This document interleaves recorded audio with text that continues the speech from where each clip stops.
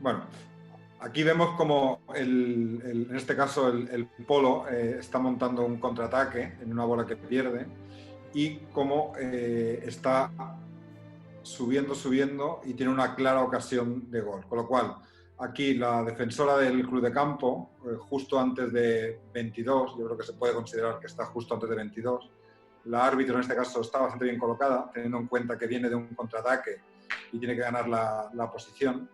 Eh, esa falta justo antes de 22 tiene un alto impacto en el juego, porque evidentemente si esa falta no se hubiera producido, pues había dos jugadoras atacantes del Polo que se iban con 2 contra 2 más o menos, ¿no? Aquí el árbitro decide dejar jugar y yo creo que, bueno, porque además por lo que podemos ver ahora después, la ventaja no ha sido una muy buena ventaja, ¿no? Entonces, creo que, ¿por qué? Porque enseguida el club de campo, o el equipo defensor en este caso, se recompone y está perfectamente preparada para atajar.